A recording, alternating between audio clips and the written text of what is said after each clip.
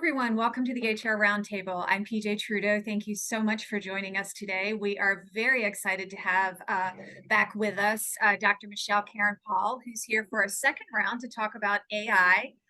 We know that it is an area right now that is especially important in pretty much any industry anywhere with everything that's going on, especially from an HR perspective. I think a lot of us are trying to think about what makes the most sense and what should we be doing. But generative AI has really emerged as a hot business topic this year, and certainly for good reason. It does offer unparalleled power to consumers and has had the biggest impact on technology since the introduction of the smartphone in the 2000s. And anyone with minimal tech skill can produce content, sound, and images with generative AI. Business leader and HR professionals want to understand that impact, both positive and negative, that it is going to have on their organizations.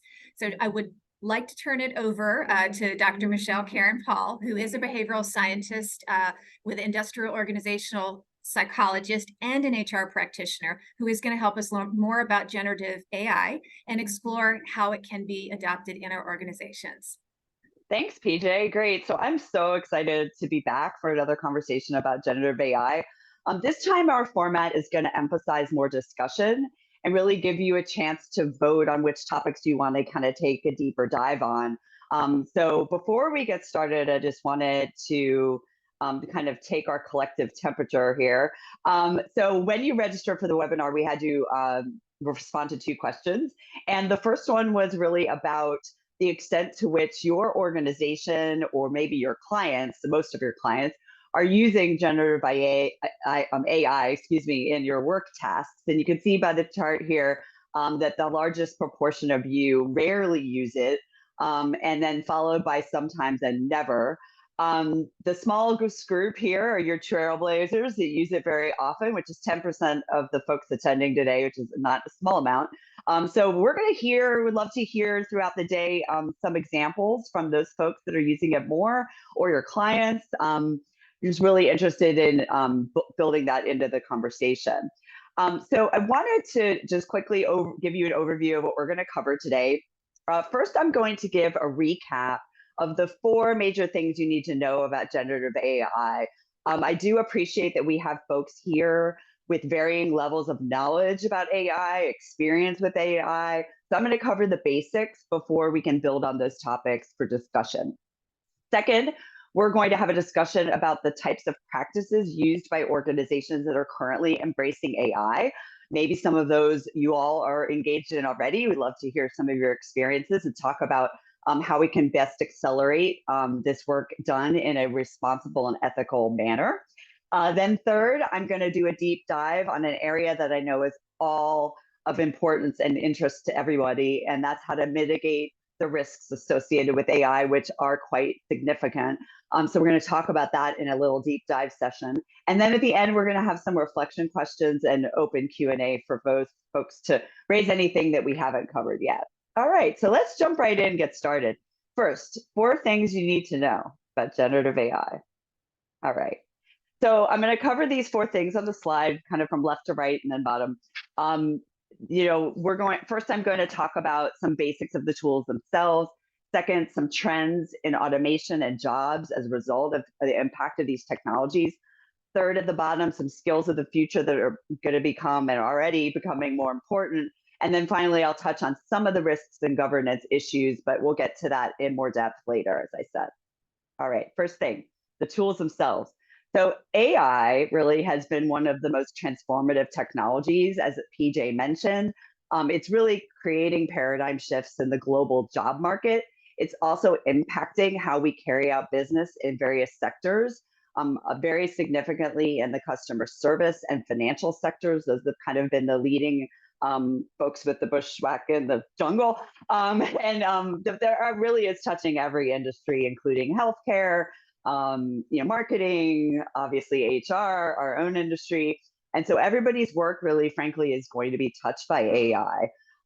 This slide here summarizes the major kinds of AI. So before we talk about generative AI, I just wanted to cover AI in general.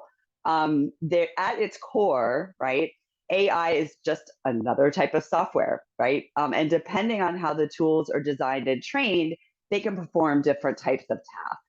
So you can see, at the top left, can the tool see? Can it identify what it sees? If it sees a car, does it know it's a car, right? If it's that, it has computer vision and image processing. Top right, can it hear? Can it hear what, and maybe even transcribe what you say, right? If it can respond in a useful, sensible way, then it's natural language processing or sometimes speech recognition. Third, bottom left, can it read? Can it read text and respond in a useful, sensible way? Again, that's NLP. And can it learn? Can it look at patterns in massive amounts of data and using those patterns make predictions and make responses, right? Then that's machine learning. So this gives you kind of an overview of the various kinds of artificial intelligence. I wanted to put up another diagram here on the next slide, as I recognize some people are visual people. So this, I'm not going to spend a lot of time on this, but I just want to highlight a couple things. At the bottom of the diagram, you'll see on the left-hand side, it says training, right? And the right-hand side says inference. This is what's going on inside of these tools. On the left-hand side, people, technologists and, authors of these tools are training the tool on data, right? They're giving data to the tool. They're also giving code. They're running training processes, and they're getting these natural language models or other types of tools smart, right, on the data that it's been trained for. So that's why different types of artificial intelligence can do different types of things, like you saw on the last slide. It can see, it can hear, it can read, right? And that's all depending on how the model is trained. Then you cross the boundary over to inference, and that's where you have various inferencing processes going on. Like those of us that took statistics, it's really kind of another order of the regressions that we learned about. Can the tool predict certain things, and at what level of accuracy, right? And usually what happens is the tool is predicting and it's giving an output out into the world, and then people are consuming that output, right? But it's also learning from inputs coming into the tool. So you probably heard the term prompt engineering. That basically means that some super user people, right, have created special kinds of prompts or instructions or context that it's giving the tool, and then the tool is relearning things and then spitting out different outputs, right? So I don't want to go too deep into all that, but I kind of want to give an overview of a couple of different types of ways to think about these tools and how they operate. Okay. Next slide is really, focusing in on generative AI. So why the generative part? You guessed it, it generates things, right? Large language models, these types of tools are really not search engines looking up facts. They're pattern spotting engines, right? That guess the next best option, right? And they might be trained to guess certain things and produce certain things. And on the side, you can see some examples of what these tools can make. Everything from scary deepfake videos to the most common use at the bottom of the slide, which is the text-to-text chatbot. These are where really most of us have been exposed to these tools. One clear example is in customer service, where maybe you're interacting with a chatbot to get information about your financial account, or maybe you're getting help placing an order at IKEA or something like that, right? So these are just some examples of what the types of things generative AI can do. Now, I'm going to give you an overwhelming slide. Yes, there are so many tools out there. This infographic is just one way to illustrate how mind-boggling it is to try to keep up with this market sector space. And I just want to make a quick caveat. I don't endorse any particular tool over the other. This is really just to illustrate to you the broad range of tools that are currently out there. You can see they're kind of segmented by the type of function they provide. One really cool thing that I've just come across in the last couple of months is around sound, right? It turns out that, if you want to do a podcast, right, you might need to invest in a $50,000 microphone, super, super special microphone, right, to make sure that your quality of your sound during the podcast interview is really tip top. Well, now you have tools, generative AI tools, that can go in and scrape your audio and adjust that audio and create audio that is at that same level of a $50,000 microphone, right? So just an example of a type of thing that is in one slice of this pie, that can really make a huge impact on people's work lives and lives in general, right? So there's so many tools, right? So many tools. Okay, so that's the end of the tools overview. I want to keep moving along and talk about some trends in automation and jobs, which I know is very top of mind, especially to everybody here as HR professionals. And the second thing you really need to know here is that generative AI is fueling two ways that jobs are being changed. I talked a little bit about this last time. The first way is efficiency. Automation for efficiency perspective, right?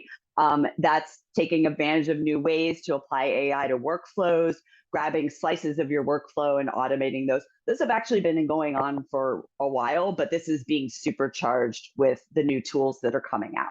That's type number one, automation through efficiency. The other type of trend that we're seeing is using these tools to generate new types of value, right? That might be value for the employee themselves in their work role. That might be value for the customer. That might be value for internal customers, external customers, right?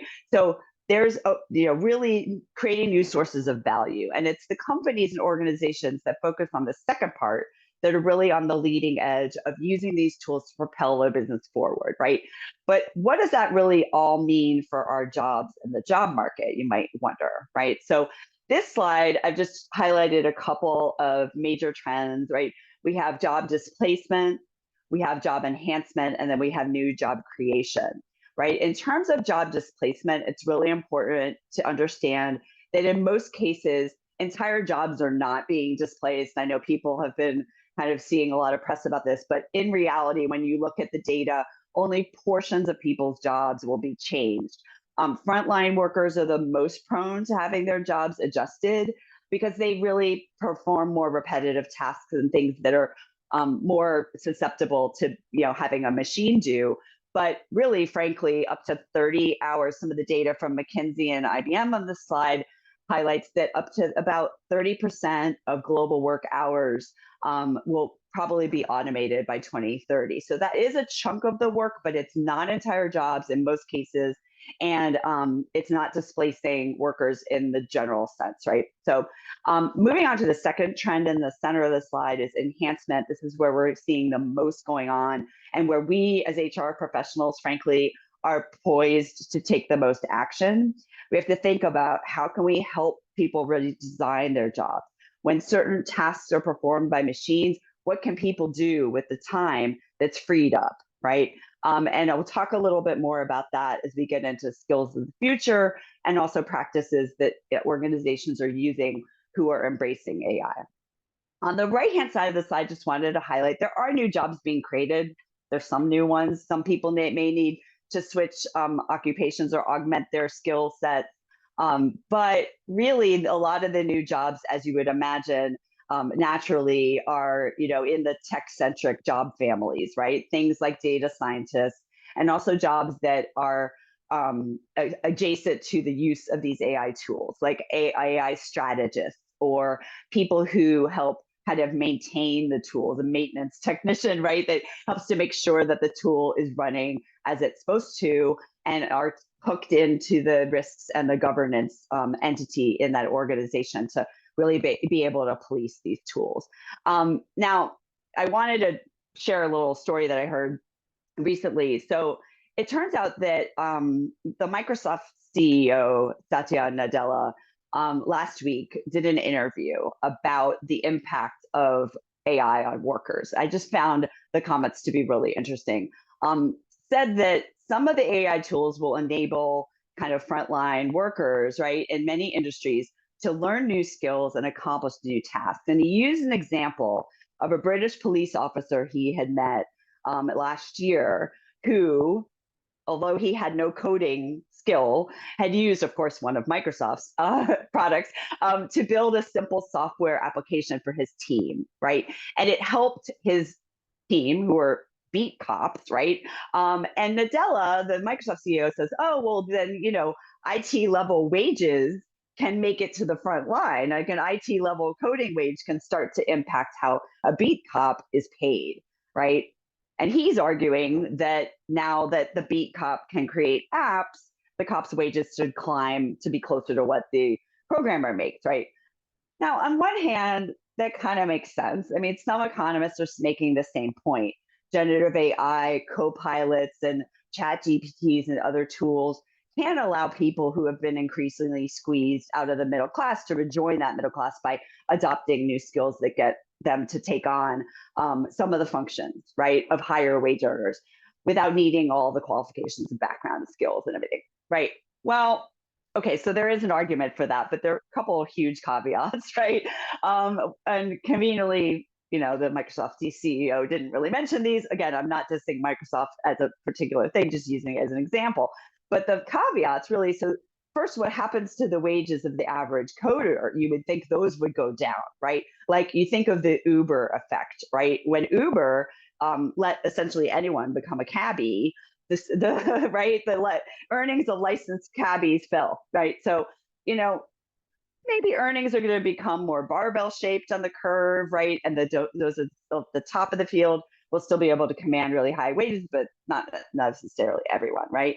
And then it's that second caveat is really, is it even possible that these AI tools will really make certain tasks accessible? Maybe they'll make tasks accessible to everybody, and then there won't be really any impacted wages at all, right?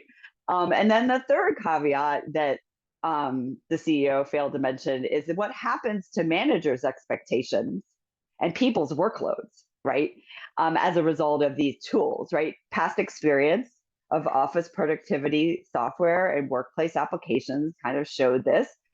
Tell us, it might eliminate a whole category of workers and just put that burden on existing workers. So you think of the example of the company is using a business travel service, right? Back in the day, we used to call up the business travel department or third party and say, "Hey, I need to go to Austin, Texas for a conference. Can you make my travel arrangements?" Right? And now we're interacting, or have been for quite some time, interacting with either software or some other tool to do this, and we have to take on that responsibility and fit that into our already full plate of work. So there's a little bit of a debate here on really how much these tools are going to help if we don't redesign our jobs properly, right? There's an argument, frankly, that these tools will free up time for us, but it's about how do we help organizations redesign the roles so that that free time is really used and applied to higher order tasks like creativity or brainstorming or forecasting, right? Things that we run out of time to do, right? Because we're spending time synthesizing data, right? So just some compelling issues to ponder. Wanted to put that out there for the group, and maybe we can touch on this a bit later when we get to the discussion. All right, I want to move on to the skills of the future and get my slide to go.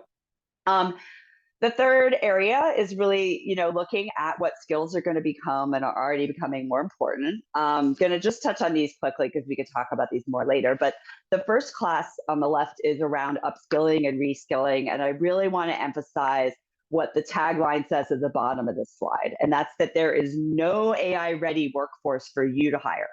Sorry, right? It's just not out there. And if they're out there, they're commanding ridiculous salaries that nobody can afford, right? So we have to give baseline training on AI to everyone.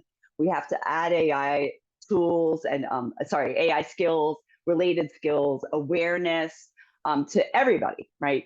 And a key message I recommend that HR professionals and C-suite leaders adopt is you do not need to be an expert to be involved in this effort, right? Because it's true. It's very democratized. These tools are in the hands of individuals. It's really about people being able to learn how to include it in their work, right? The middle column here talks about the high value skills. As you might imagine, you probably already read this somewhere, that workers of the future are going to need to do what machines can't, right? So the types of skills that we know are more human in terms of advanced social and emotional skills, advanced cognitive skills like creative thinking or creativity, critical thinking, or creativity, are going to be more important or are already becoming more important. And then the last area really are ways to create value with AI. I talked about how organizations that really adopt a value driven approach instead of just an automation for efficiency approach are going to be the ones that are going to see good results. And so these are just some ways to think about how we might create value, right? We might deploy AI by integrating it into our daily tasks. We might reshape our functions, right, as I talked about, and then we might invent the new forms of value that don't exist today. All right, so those are the skills of the future. Last topic, last of the 4 things you need to know about generative AI is risks and governance, right? Here is a huge area. I really tried to boil this down to the 4 major things to share at this point, and later we're also going to dive into mitigating risks a bit more. All right, so a couple of things here to keep in mind. I've worked with organizations over the last year to stand up governance boards, committees, et cetera, all these different types of designs, right, depending on the organizational culture, with robust routines for supporting experimentation and is supporting rollout and use in work tasks. So these entities, need to be supporting a culture of experimentation in organizations, which might be a little bit different from the legacy type of activities that governance boards and committees have done, right? Depending on the area or the focal point of that organization. And then the other thing that we want to highlight here is that these need to be iterative. A lot of times governance functions are set to set up and let it run, right? What's happening with AI is we need to keep coming back and revising and using it in more of an agile project management mindset, iterative implementation, iterative ways of assessing risk. Risk assessment profiles have been set up, but they need to be kind of revisited, right, and revised over time. The second bullet is around making sure the tools we're using are trained well. We don't want to train them on poor quality data, biased data, irrelevant data, because those are where those things that you might have seen in the press, hallucinations, right, come into play, or you might have misleading or biased results as a result of that. So you really need to have a good handle on the data in your organization and have ways to assess data quality and do that over time, right? And then making sure that the way that you're using these tools, also this is my segue into the third bullet, you want to be using these tools in closed systems, right? So what I mean by that is that if I go right now on my cell phone and I'm using some chat or text-to-text chatbot thing or ChatGPT or Bard or whatever it is, that tool is climbing over data all over the internet to get its answer to give to me, right? So it's trained on data of a wide level of quality. Like we know what the quality is of the stuff on the internet, right? Not necessarily all that great, right? In some cases. So what we want to do is we want to set up our tools internally in our companies, in our client organizations, within closed systems. So you don't just let the tool go out into the world and grab whatever data it wants or whatever data it's done for the last couple of months. You want to control what data that tool is trained on and how it's using. And what I've done with the teams that I've led and helped experiment with AI is creating these closed systems and running experiments on internal data first. Not your client's data, not your third parties of people in your supply chain. No. You want to run this on your own data first to make sure that your tool is operating in a good way.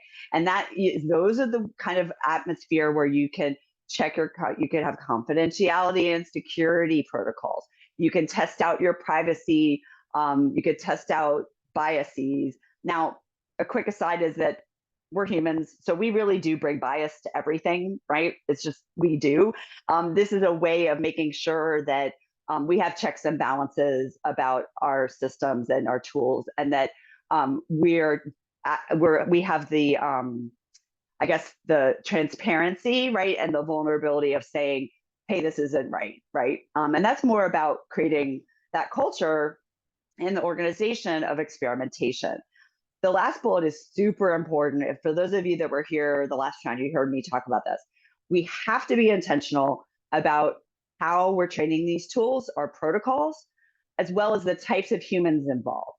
No offense to technology folks, but we don't want 6 technology folks in the room being the only ones that are making decisions about what data gets trained, what data gets used to be trained, how the results are evaluated, how risk is assessed, right? We need people from multiple disciplines involved. We need people from multiple backgrounds involved. We need people at multiple points in the career trajectory, some early career people, some more tenured career people. We need to make sure that we have heterogeneous groups involved in this, because that's the only way we're going to make sure that the way that we're operating is looking out for the risks and is making brave adjustments as a result of what we're seeing. Okay, we can come back to that because that's a huge area, obviously. All right, so that's the risk and governance piece. Okay, so now I wanted to transition to the second part of our agenda, where we're going to talk about different practices that organizations are using. I've seen and other literature has talked about what happens in an organization. What does an organization look like that's embracing AI? Okay, and I've put 8 of them on the slide here. There are more, but if you see 8 practices on the slide, if you could take a minute and just review these, think about which ones you'd really like to talk about. And we're going to do a segment right now where in a minute, PJ's going to put a poll up and you're going to vote for which ones you want to talk about. And then we'll take a couple and we'll kind of do a deep dive into those. So again, take a minute. I'm going to go silent. Go ahead and just review these 8 and ponder which ones you think are really interesting to you. And then in a minute, I'll ask PJ to launch the poll. I'm going to take a sip of coffee.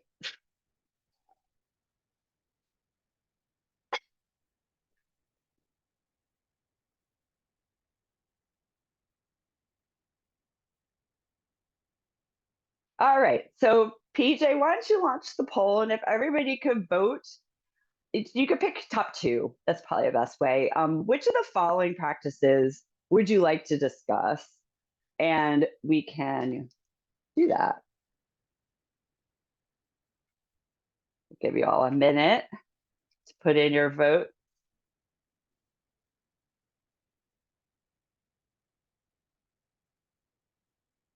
Number 4 is a clear winner. Let's see what other one pops up to be number 2. Come on, get your votes in. Got about 10 more seconds. Thank you all for your input.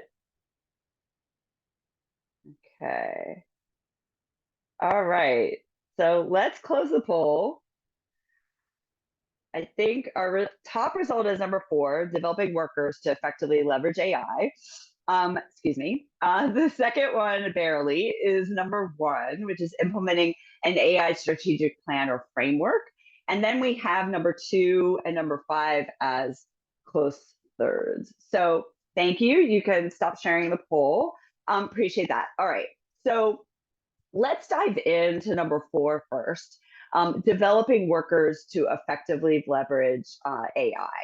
And what I want to just start us off, I'm going to offer up some ideas for discussion, and then I'd love to open the floor and hear, what questions you have, or even maybe from those 10% of folks on the bleeding edge of using AI, you can share with us what things are going on in your organizations or your client organizations. So I'm just going to give a couple of conversation starters and then we'll open the floor.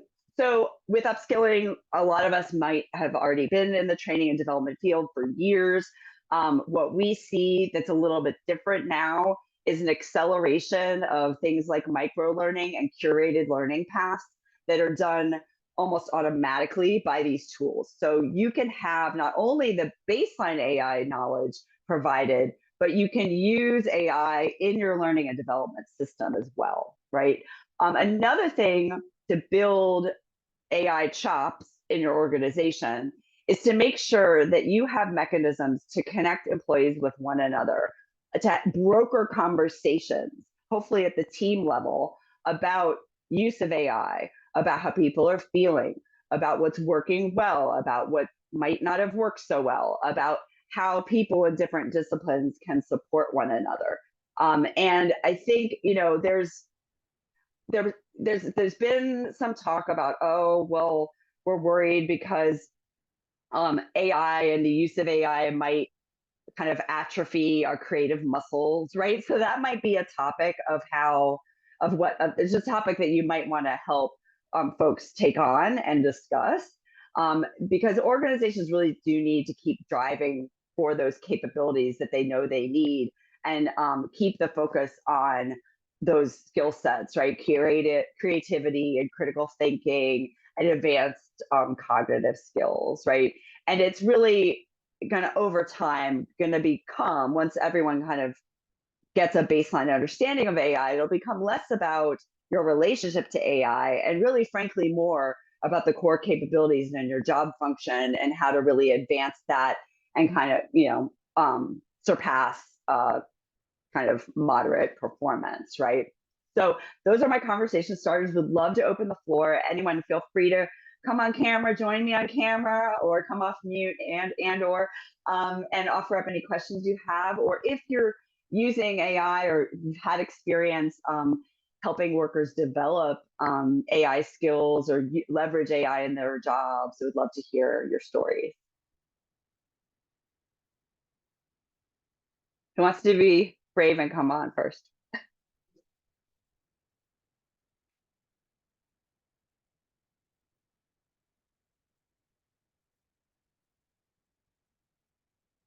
All right, well, while you're thinking about what you'd like to ask as questions, I'll offer up some additional thoughts here.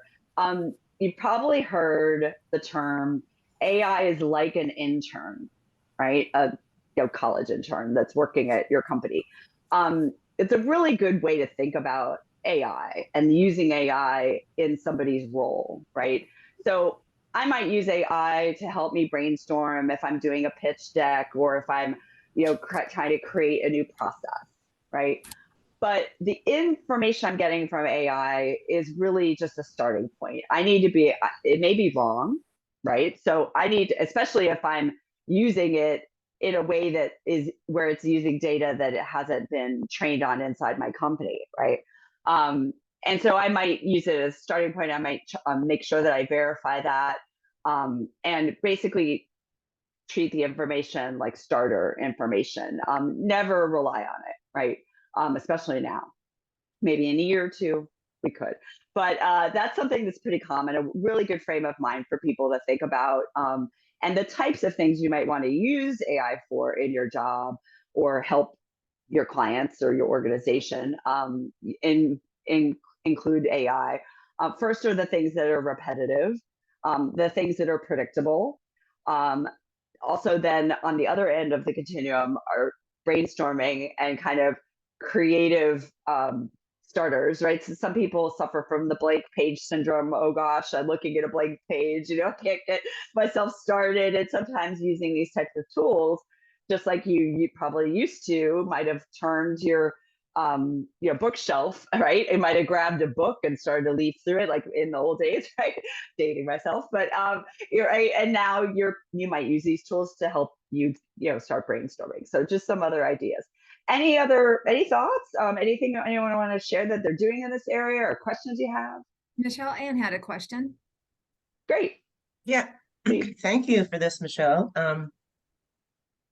It's really enlightening, and I've definitely been reticent and to kind of dive into this area. So you're definitely giving me some perspective here. And I actually have a bunch of questions, but one is you mentioned something like in one of your slides, basic AI skill. And I'm really curious. I think it goes with a question about, developing workers effectively. What is, I mean, obviously, depending upon your job, it's going to be different, but Right. what is a basic AI skill? And what are people supposed to learn right now? Like, what are people like your basic worker? Yeah, so that's question number one. And then I have a follow-up question to that, but yeah, Thank something you. about was really intrigued by the high value skills you listed. You said something like advanced social and emotional skills, and that really piques my interest. Thank you for those, Anne. So the first question around what is a basic AI skill, right? So I talked a little bit about how we want to expose everyone to AI, right? And actually, as a follow-up to the last webinar, I provided a list of training and development opportunities out there. So the first thing you want to do is awareness building, kind of similar to the first segment of this webinar. What are these tools? What can they do? How do they function at a very high level, right?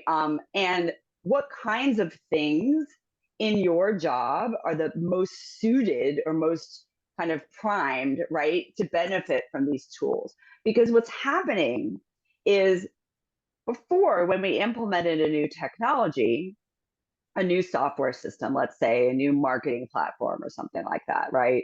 CRM service, it was a toolkit and software that came in and was plunked into your workflow, right? And then you were interacting with this thing that was telling you the steps to do and you were following them and everything like that, right? You as an individual human being really weren't making decisions about how to use that tool, right? You were using the tool in a prescribed way, right?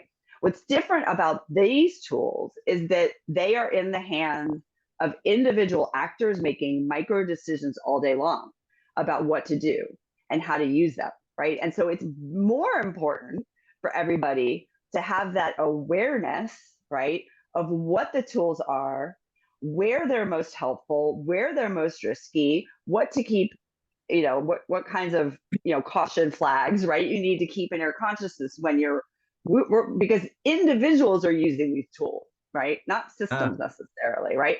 So yeah, that's why, right? It's really fascinating when you think about the risk, but then also the potential, right? I know my job the best. So I'm going to make choices about how to amplify my ability to do the things that have been on my wish list that I haven't been able to get to because I'm slogging through, some routine tasks that I have to do every day, right?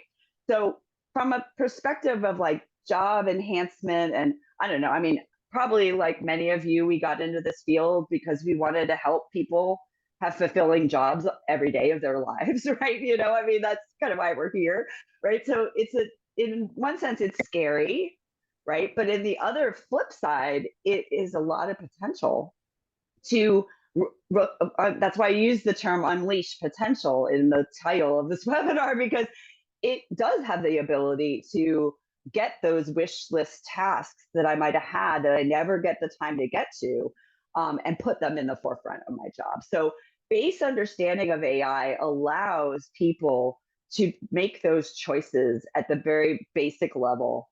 And again, I want to underscore that we are at a stage with AI where really, frankly, what we should be doing as organizations and in counsel with our clients is helping people experiment, not jumping to implementing these tools in a full rollout.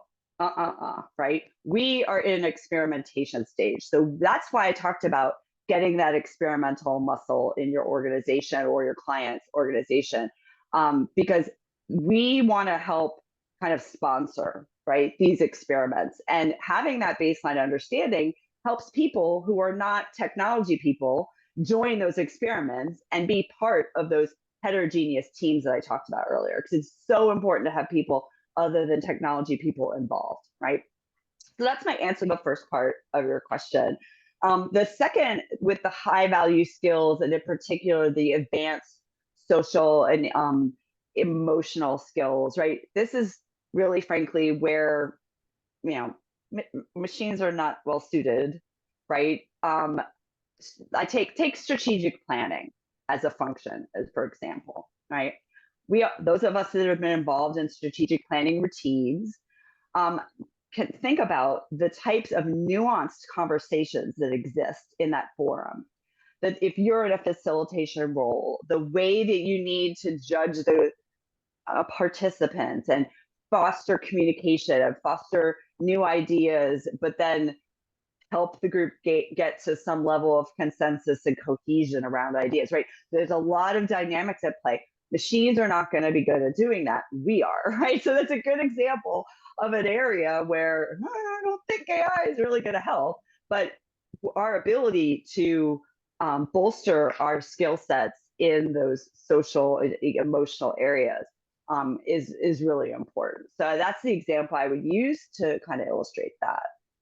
Michelle, I think that, and I'm looking at the chat, and I know Stacy said she's not sure how to use AI to make her HR job easier. And I think that's where a lot of us are right now in understanding what should we be doing? We're supposed to be helping to potentially lead the organization, or at least present ideas when we're not comfortable. And I'd say, as Stacy said, right now she simply uses ChatGPT to get started on simple communication drafts. Others have said they use it for job postings or for job descriptions. So how do you get past those kind of initial, okay, what is ChatGPT the best tool for us to be using? It's obviously the most common one that everybody knows about. It's just kind of making it to that next step, and what's the best way for us to go about doing that as HR professionals, and then potentially leaders in this, or at least ones that are starting to come up with a strategy to help from a workforce, and talent management. Right. So I actually think, hold on a second, I have a slide here that I hid that could be really helpful. So hold on, let me unhide that slide and share. Actually, there's two of them. I got all sorts of goodies here for you guys. Okay. So, sorry. See, this is me with, sorry, apologies. Let me just grab all the way through. Sorry to make y'all dizzy here. Okay. So, on the left-hand side of the slide, this is some recent data, by the way. These are the ways that AI is being used today, and PJ and I think it was Sandra you said that mentioned in the chat. These are the predominant areas where AI is being used in our profession, right? Learning and development, I already talked about. Curated learning paths, nudges around learning or practice or reinforcement, right? People analytics, being able to comb through reams of employee engagement survey data, things like that, like talked about the last round. Also talent acquisition, like you mentioned, right? Generating job descriptions, again, as an initial starting point, generating job ads, even the advanced talent acquisition areas, like you could use some of these tools in candidate sourcing. So let's say, where are our top 4 former salespeople working now? Or if we're looking for a CFO candidate, what CFOs have helped companies grow from 1 million to 5 million valuation, right? So things like that, we can help. Call center, giving 24/7 access to information on employee benefits and other things like that through like a chatbot sort of thing. Okay. But then what's next on the right-hand side of the slide, right? These are the areas that are coming up where we see the application being able to help us even more. Compensation, being able to look through data on compensation and right size our compensation levels. Workforce planning, again, being able to evaluate workforce trends. And then benefits, succession planning, performance management are still coming as well. Another slide just wanted to share real quick on talent acquisition. Again, I don't endorse any of these tools over others. This is just illustrative, but these are some of the generative AI tools that are being used in talent acquisition. So just wanted to flash these on the screen, right? I already talked about the job description, the candidate sourcing. I got ahead of myself there. But really, depending, again, this is hard to answer the question spot on because I feel like a consultant. I answer it with "it depends." But really, depending on the size of your organization or the size of your client's organization, the HR budget, etc., you may be in a place to adopt some of these established tools, right? And bring them in to your organization's information technology environment and use them in a secure, closed manner, right? Which is what we want to do. Now, you may not be in a place, budget or scope wise, where you can do that, right? So you might only have the budget to pay for a seat on an existing tool, right? That might be okay as long as you do your due diligence and you know how that tool is trained, what kind of data it's trained on, right? And even more importantly, think about this, how your data is being used by that tool. So you might adopt a third-party tool like one of these on the slide and use it for, I don't know, any of these screening candidates, so to speak, or whatever.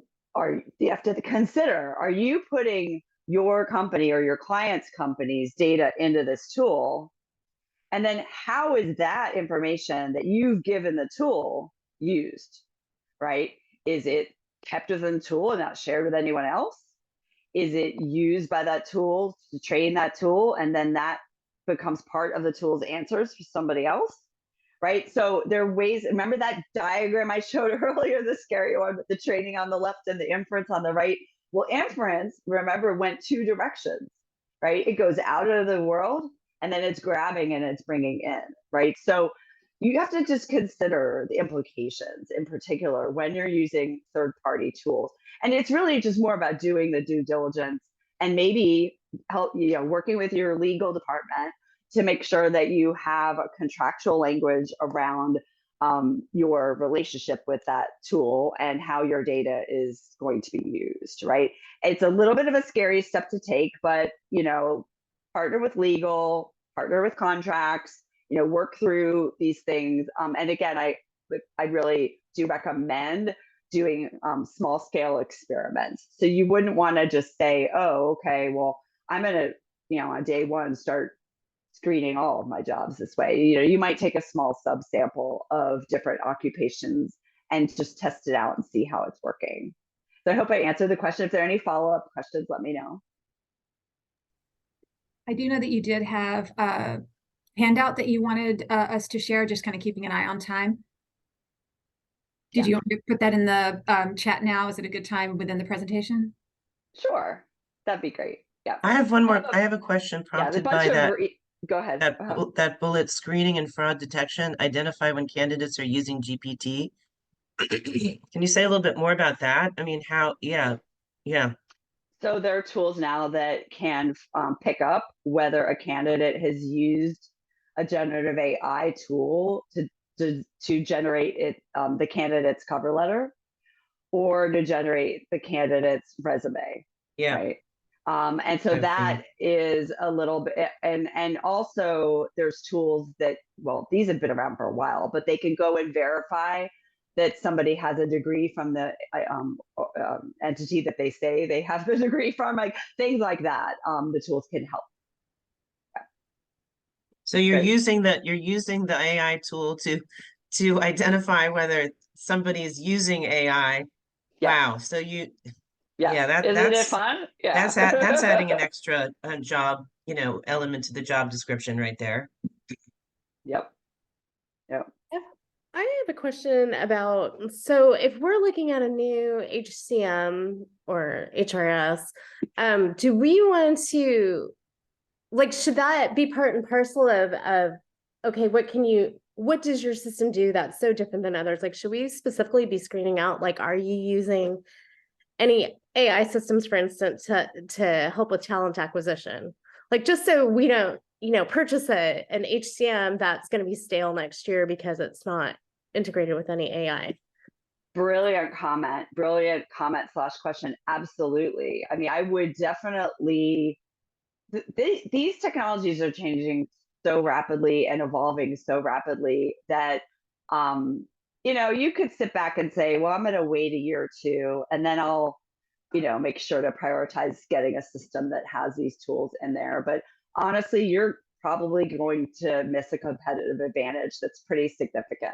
So I would definitely look for products that use, now you have to look under the hood at least 2 layers, because unfortunately, as you might imagine, everybody's saying, oh, we're using it, right? So you got to be a little discriminating and really ask to see data, ask to see risk assessment data that they've run on their own tool, right? Ask to see, again, the training protocols, and ask to see them in a way that is formulated for a layperson, not for a technologist, right? And the good companies will have that, right?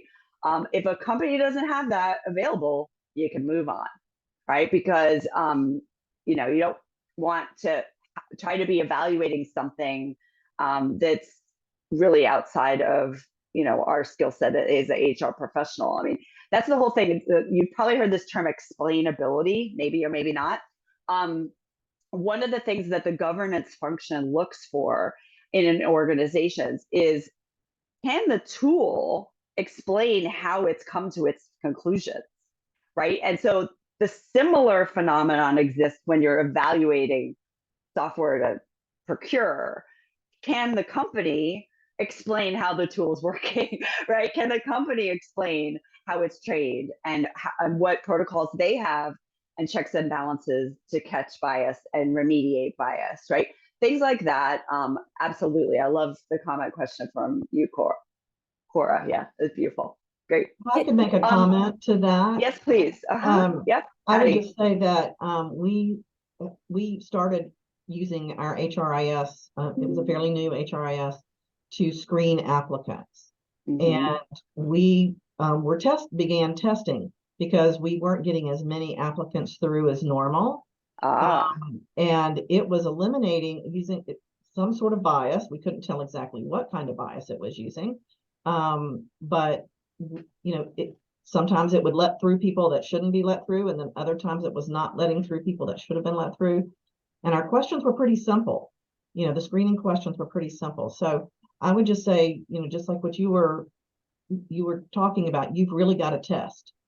You've got to really start with your most simple jobs, your hourly jobs, and really look at your questions that you're asking, and just test to make sure that you're getting the applicants that you should, and you're not getting the applicants you shouldn't, before you really start relying on the tool to help you. Patty, thank you so much for that. I'm so glad you shared that. In fact, some of the experiments that I've helped teams run literally use like research methodology designs, like controlled experiments where you run your screening with humans and then you run your screening with the tool and you compare, right? And you do these tests over time. That's kind of what you're talking about, right? And I think if we use our research mindsets on that, it would make a lot of sense. And then kind of overlay and connect, Patty, your comment with what Cora mentioned. When you're looking at a new tool, negotiate a testing phase, right? I mean, right? Why not, right? And so that's just a way of being creative in your contracting and procurement approach. That could be really useful as well. Could you repeat what we should ask for again? Ask to the risk assessment data, and then what were the other terms you used? I would ask them to describe how the model is trained. So remember that diagram, and I can share these slides later, obviously, but there's training data that's fed into the model, and then there's code, and then there's training parameters. Like, ask them to explain how that's done, right? And then ask them for the risk assessment kind of, I would say, routines that they run. Like, how do they look at the outcomes? What kind of criteria are they looking at? And then how are they responding to instances of bias or inaccuracy, or like kind of have them walk you through how that's done, right? And so that I think that helps round out what I was saying earlier. That's great. Thank you so much. You're welcome. I'm looking at the clock, and I just want to really quickly make sure that we touch on another area, which I know is really near and dear to everybody, and that's mitigating risks. I just want to reflect the second question that you all answered when you registered for this webinar, of the types of risks that you're most concerned about. And obviously you can see here personal privacy and confidentiality was the winner, but it was in close close second was the bias results that we've talked about today as well. And other was actually a big area. We heard things like, oh, I'm worried about all of the above, or I'm worried about inaccuracies, plagiarism, copyright infringements, right? There's a lot about that in the popular press right now. And then there's even a worry of like, are these tools going to remove creativity and meaning from our lives? I mean, these are real worries that we have, right? So I just wanted to re-emphasize, I touched on this earlier with the risks and governance slide that I shared, but there's are ways to mitigate risks. Please use the concept of heterogeneity. Again, I talked about that already. In teams that are experimenting, in groups that are involved in setting up and running governance boards, committees, functions, right? In teams that are managing the rollout, in teams that are maintaining how the tools are operating, right? So this is, and it's kind of a chance to really build bridges across areas in your organization or in your client's organization that don't normally talk to one another. So there could be all sorts of side benefits to that approach, right? The second one is governance and senior leadership mindset. We are going to try to counsel our C-suite folks to adopt a mindset of what can we do with these tools instead of saying no, because in reality, people are using them. I mentioned earlier how these tools are put in the hands of individual actors making choices.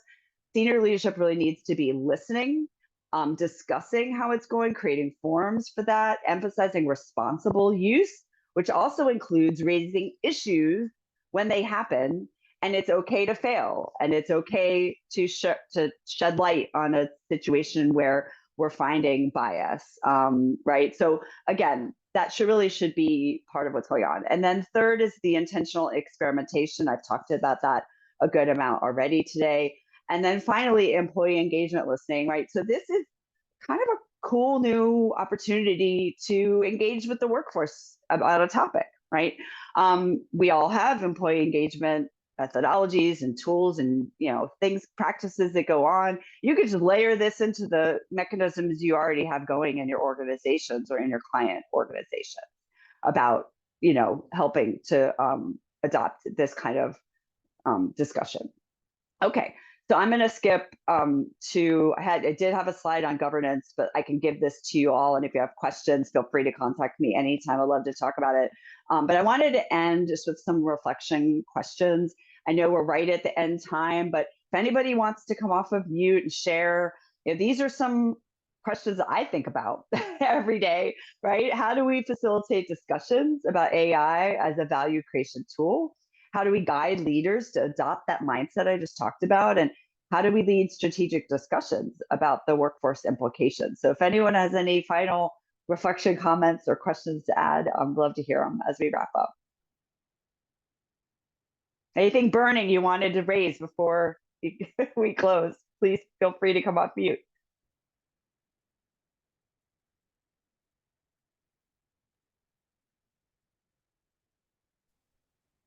They're huge questions. Yeah. And we could probably talk about them for another hour or two. Just in talking. I'll come back for part 3 if y'all want. I mean, I love, you could tell I'm pretty passionate about this topic. So, and it's changing so much that, really, frankly, everything, every 30 days there's something new to ponder. So, Michelle, how would they go about contacting you if they did have additional questions? Yeah, so I'll throw up here. Feel free to call me. You can connect with me on LinkedIn. That's probably the easiest way. And again, I'll share these slides. Well, PJ will help share these slides with everyone, so you'll have my contact details. And again, I'm happy to dialogue about this, but go deeper into any of the topics. I also have some primers on different topics. Like I have one on governance, and I've been brought into organizations to lead discussions about, in particular, governance and setting up a good governance function. There's also a lot going on globally on the regulation of AI. And so if anyone's interested in talking about that, exploring that, I didn't choose to focus on that because it's only tangential to us as HR professionals. But for those of us that work with, say, government clients at various levels, regulation is a big hot topic as well. So great. Thank you so much, Michelle. So many different areas and different ways. We really appreciate all the information. I will send the summary out to everyone as well as the recording. Thank you all again very much for joining us today, and we hope everybody has a great rest of the day. Thank you again, Michelle. Thank you. My pleasure. Bye, everybody.